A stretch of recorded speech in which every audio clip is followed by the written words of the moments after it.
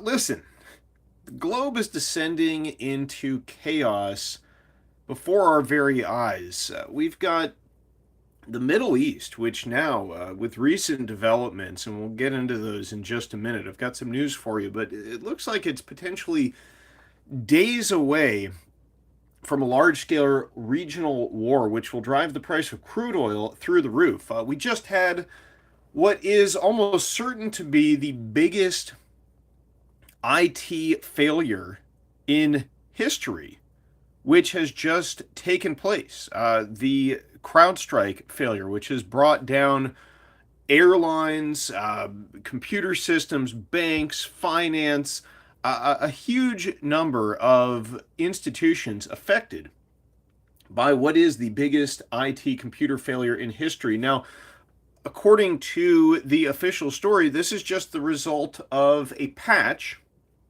that was released in the middle of the night by a company that very likely none of us had even heard of before. I don't know about you.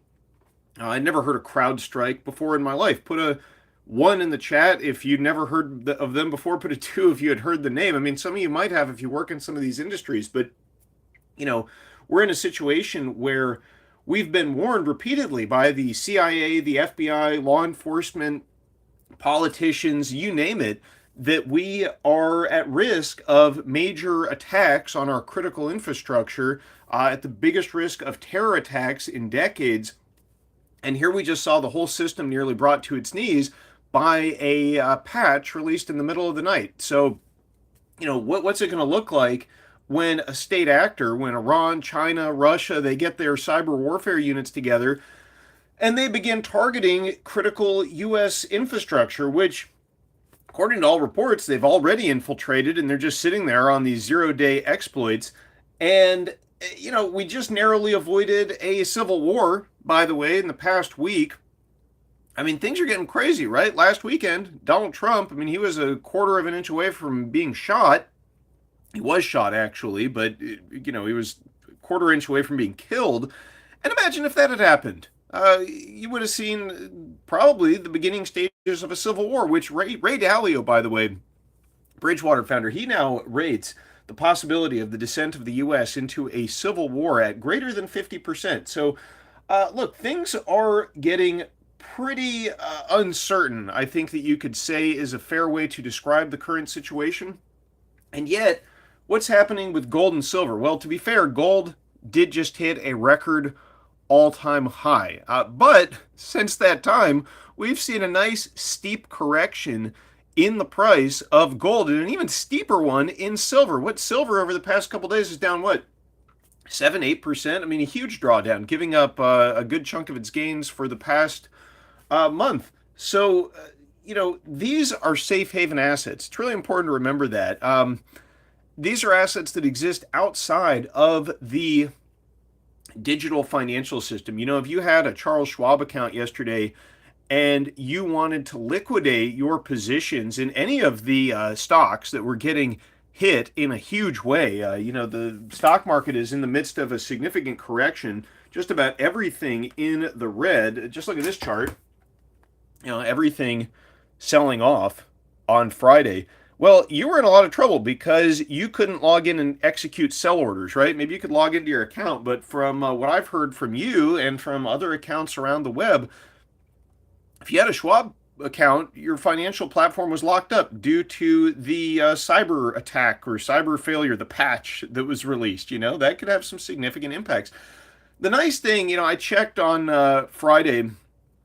Yesterday, I checked to see if my gold and silver were still there, and believe it or not, they were completely unaffected by the release of a CrowdStrike patch, and that's something that you can't say about all assets. Although I do have the chart of Bitcoin here pulled up, and I did just want to say I had some folks leave me comments on the video yesterday regarding Bitcoin, pointing out that while just about everything, including gold and silver, the paper price of gold and silver anyway, were selling off yesterday, Bitcoin was in the green despite the fact that there was a major IT cyber failure. So, that's a good point. Bitcoin was unaffected by this release. I guess Bitcoin is not tied to Microsoft's enterprise system at all, which is what was basically brought down by this patch. But Look, Bitcoin, I just briefly want to mention that it did do well yesterday. It rallied against all these other assets. And, Donald Trump, who is likely to be the next president, they're calling him the Bitcoin president now.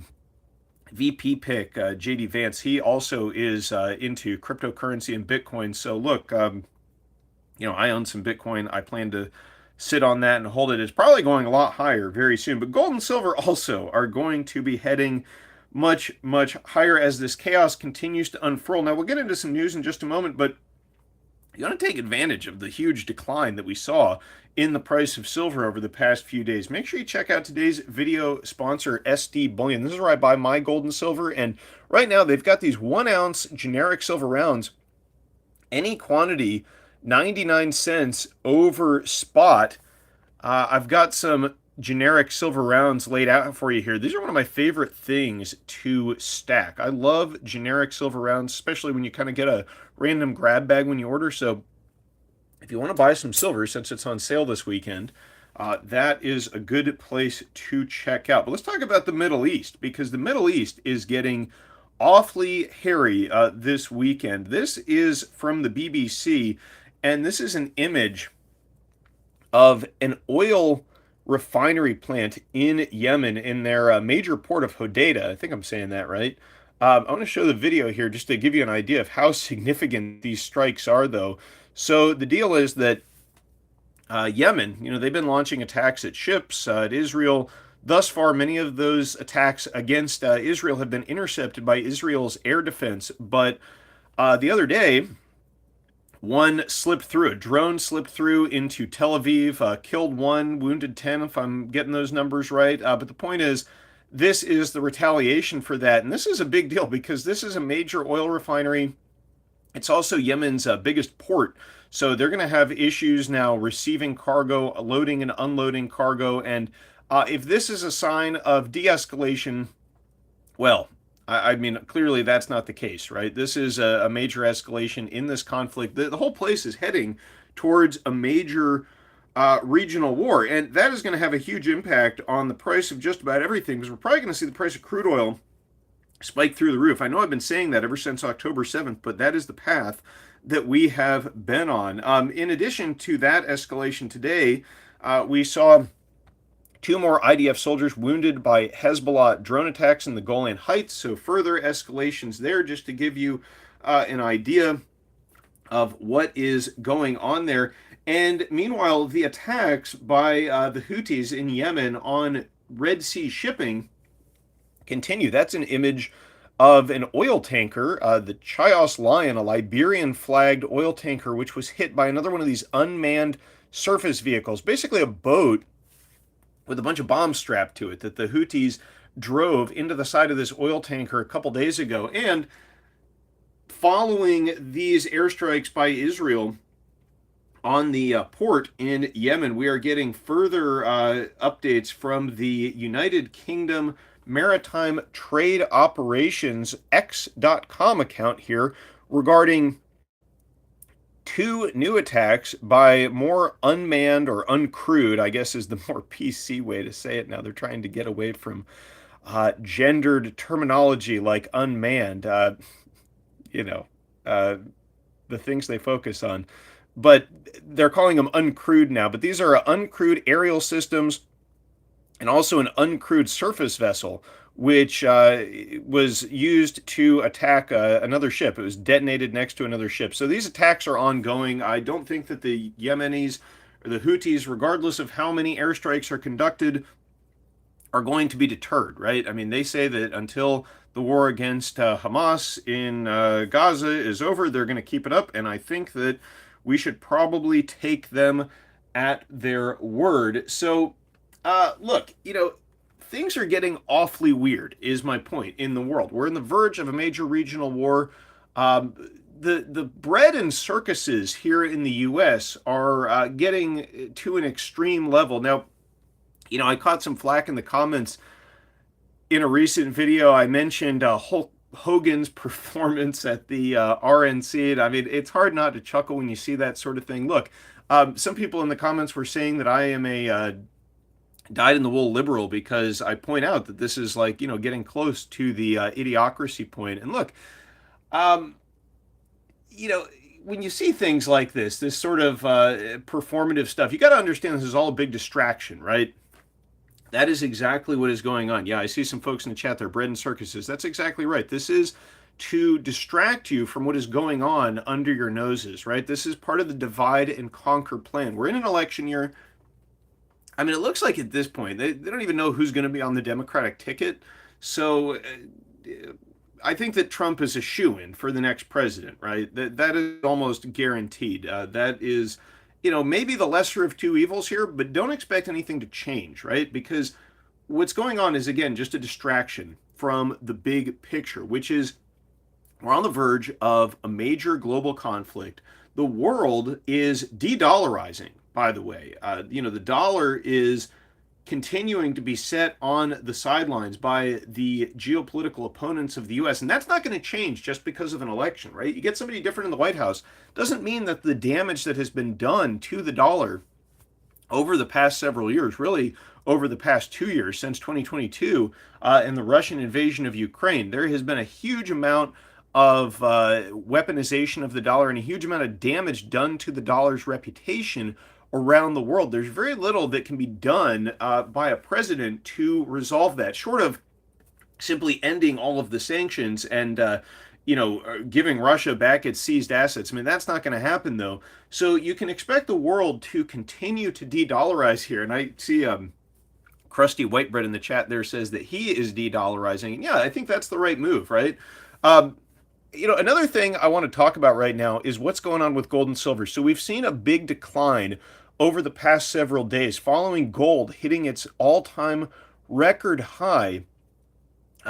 Since that time, there's been a bit of a sell-off in gold and silver, right? And I had someone in the chat leave me a comment that said, "Tell us rather about stacking gold and silver," which is what I've been doing and what I know a lot of you are doing too. Tell us when to sell our gold and silver and not lose our shirts, right? Not to get taken advantage of. So I may do a video about that in the future in detail, but I want to talk about that right now because right now, at this very moment, a lot of people are selling their gold and silver. Now, this is what you're looking at here, an MS65 St. Gaudens 1924 double eagle coin. And, in the past, I just picked this up from SD Bullion, by the way. In the past, though, I have never stacked this pre-1933 gold.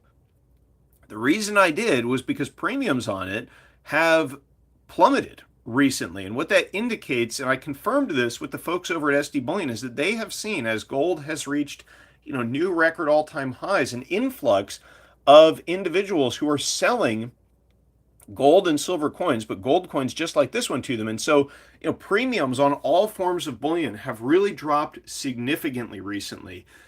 And as a result, if you go to a coin dealer or an online dealer, local coin shop, you're not going to get even spot price for your gold and silver right now. It's not very likely. In fact, what's probably going to happen is you're going to go and they're going to offer you something under spot. Now, maybe for something like this, which in the past would have traded for a significant premium over the spot price. Maybe you'll get spot for something like this if you're lucky. But, if you go to sell your generic 1 ounce gold or silver rounds or coins, they're going to pay under spot. And the reason is because for every 10 people coming in the door right now to sell the silver, they're maybe getting one buyer. So what I want to point out here is that the time to sell your gold and silver is not when everybody else is selling, right? You want to take the opposite of that trade. And right now, we have a golden opportunity in that we've seen a significant decline in the price of gold and silver in the midst of a major significant uptrend. Now, could they sell off a little bit more this week? Yeah, that's possible. I mean, just about everything is selling off right now, as I pointed out. I mean, we have tech stocks taking a big correction following comments by Biden and by Trump regarding sanctions and also Taiwan's status as, sort of a default U.S. Protectorate there under our military umbrella. Trump saying that they should pay for their own defense. Maybe that's true.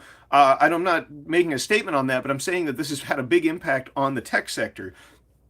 And we've seen just about everything selling off. I mean, even small cap stocks on Friday were selling off the Dow. They're in the midst of a correction here. Now, if that continues, you could see the spot price of gold and silver go even lower. That might actually bring some buyers into the physical market, and you might see premiums pop up a little bit. People like to buy the dip, but I think that's the right reaction here because given the path that we are on, there's, you know, no other asset in my mind that is more undervalued right now than silver and also gold. I mean, gold, yes, it's at record all time highs, but think about this. Think about the fact that at the record all time high, you've got stackers selling their gold. I mean, what an unloved rally in gold, right? At the very record all time high, you would think you would see exuberance, right? You would see people piling in. No, but the only people piling in on this are the central banks, right? They're loading up on gold right now. That is what is driving this bull market thus far. Now, I think that's going to change. I think there's going to come a time when retail investors in the US get the idea that inflation isn't going anywhere. And inflation is, out of control. Anybody who goes to the store knows that. That's another part of this descent into chaos. That is the fact that the currency is being massively devalued. It's lost something like 25% of its purchasing power against goods and services over the past 4 years. Now, a lot of times people will cite the US dollar's strength against foreign currencies, right? The US dollar index, because that just measures the dollar against other fiat currencies. But look at how it's doing against gold, right? Record all time high. Go to the grocery store. Look how the dollar's doing against food, right? Look how it's doing against energy. Energy remains elevated, and given what's going on in the Middle East right now, it's probably about to go much higher. But what does all of this really have to do with? It has to do with the massive deficits, the massive government spending, which isn't going anywhere. Look, under the current president, who is in charge ostensibly of the Treasury and the borrowing and the deficits? Well, it's Janet Yellen, right? Janet Yellen, the former chair of the Federal Reserve. So, I mean, the Federal Reserve, the banks, they're in there, they're pulling the strings, they're controlling the money supply, they're controlling the issuance of huge sums of debt. Now, do me a favor. If you would consider Janet Yellen to be a banker insider, just put a 3 in the chat.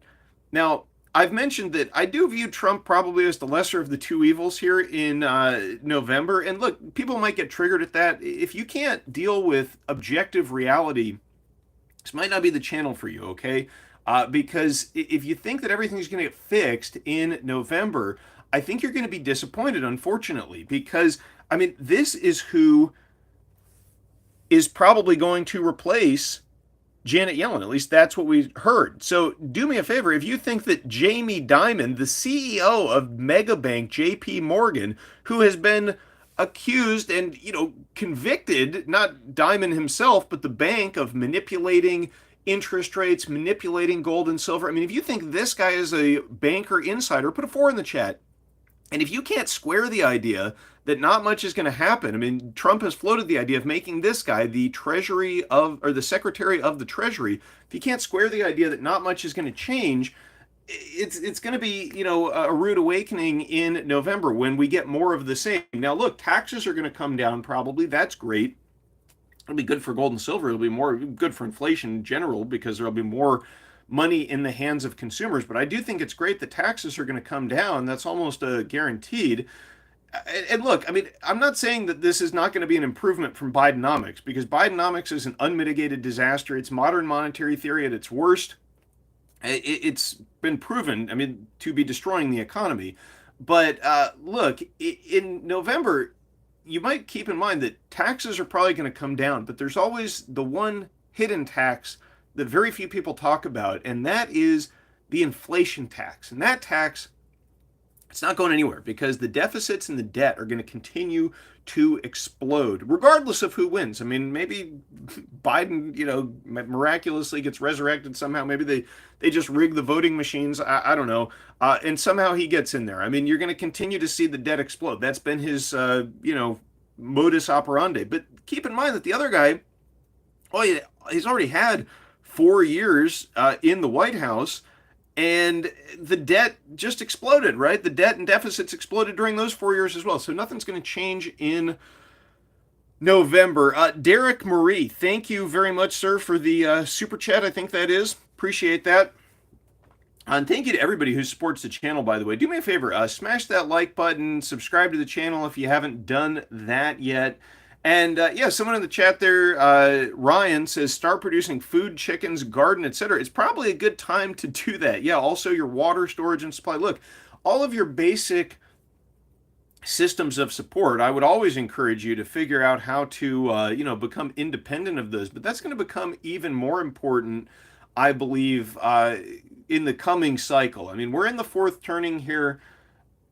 We have a nation which is more divided than any time in history, I think it's safe to say. And all of these events just continue to play out in front of us. The world is headed towards World War III. We are headed in the US towards a massive financial crisis, a debt crisis, a dollar crisis. What form will that take? Well, I don't know for sure, but a debt default via inflation seems like probably the most probable route. And gold and silver, yes, they're going to help with that, but also, as people are want to point out, people love to point this out. You can't eat your gold and silver. It's true. You probably want to have some food on hand as well, or the ability to grow some, or just at least consider these things, right? This is going to be important. Now, someone says if Trump wins, gold and silver will probably fall. Well, listen, my forecast here is that if Trump wins, most asset valuations are going to increase significantly. Barring some kind of a black swan pan sell off event, there's going to be money creation and debt creation like you have never seen before. It's going to make people's heads spin. That's when you're going to really start seeing the flight into the safe haven assets, the gold and silver, the assets which have stood the test of time. Maybe Bitcoin is something that we can look at. I don't hate Bitcoin. I own some of it. I'm a little skeptical of it being digital gold. I don't think it is that, but it's an alternative to fiat currency, so maybe there's some benefit there. But gold and silver have thousands of years of monetary history. Yes, it might be fair to say that right now silver is more of an industrial metal than a financial metal, financial asset. Now, stackers, I think, are keeping the tradition of monetary silver alive, but sure, most silver right now goes to industrial purposes. By the way, there's a huge annual deficit of the stuff that is growing 4 years running, a multi-hundred million dollar or multi-hundred million ounce deficits in the silver market. So this stuff is going to be heading much higher. I think that probably paper assets, the stock market, real estate, all these things are going to go higher because look, what is the Fed on the verge of doing? They're cutting rates. I mean, barring some huge spike up in inflation or some, the official inflation numbers, the Fed is cutting in September. It's a lock, basically. I mean, markets are factoring in a 100% chance now of rate cuts in September. Think about what's going to happen when they begin printing more money. I mean, what's going to happen to inflation, right? They're going to start cutting interest rates. Mortgage rates are going to come down. People are going to be borrowing more money. The federal government is going to be enabled to borrow more money, to print more money.